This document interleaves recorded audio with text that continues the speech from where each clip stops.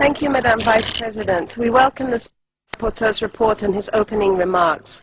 Cambodia is in the midst of yet another ruling party-created crisis. In the July 28 national elections, the Cambodian People's Party, in power since 1979, controlled and used in a partisan manner all official election-related bodies. This included the National Election Committee and the Constitutional Council, both of which failed to address credible allegations of voter fraud and other irregularities. As a result, the Cambodian people have yet again been deprived of a free and fair election.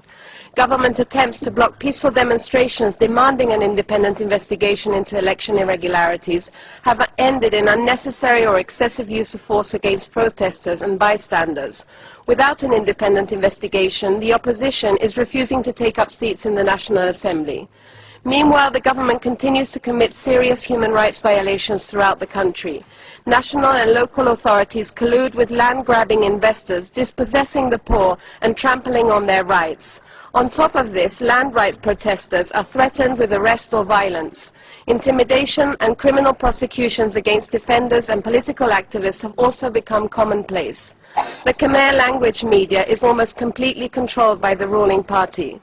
The government has made no progress in addressing impunity that has characterized the administration of Prime Minister Hun Sen over his 28 years in power. Today, the Supreme Court has reheard the case against Bon Sam Nang and Sop Simon, two men who were wrongfully convicted and imprisoned for the 2004 murder of Labour leader Chia Vichia. The charges should be dropped against them, and the world awaits the verdict. We call on the Human Rights Council to continue its scrutiny of Cambodia's precarious and worrying human rights situation and renew the Special Rapporteur's mandate for 2 years. Thank you, Madam Vice President. Thank you. I give the floor next to the International Federation for Human Rights Leagues. Madam Vice President, Mr. Speaker, FIDH and its member organizations, ad hoc and Licado, are deeply concerned about the ongoing, serious and systematic violations of land and housing rights, the intimidation and harassment of Cambodian human rights defenders, and the stifling of independent voices. Land grabbing and illegal forced evictions continue unabated. Evictions are carried out without due process, and those who protest are targeted by the authorities. Land rights activist Yom Bopha, who was pivotal in the protests of the Bangkok Lake community in Phnom Penh, was convicted on trumped-up charges. September 4th marked the first anniversary of her detention. Human rights defenders, NGO workers, activists and journalists continue to be subjected to threats, intimidation and harassment. Peaceful protesters face intimidation and violence. The lack of an independent judiciary makes it possible for the authorities to target independent voices and critics, and impunity is widespread. There are still no suspects for the murders of environmental activist Chudwuti and of journalist Hang Sere Udom. Mr. Special Rapporteur, your successive reports highlighted the systematic nature of human rights violations in Cambodia, and your last report stressed the very poor performance of the Cambodian government in promoting and protecting human rights. With regard to electoral reform, none of your recommendations has been implemented, leading to contested election results. The authorities have used excessive lethal force to suppress the last series of protests by opposition supporters, and no later than 3 days ago, law enforcement officials looked on as thugs attacked a group of protesters, reporters and photographers.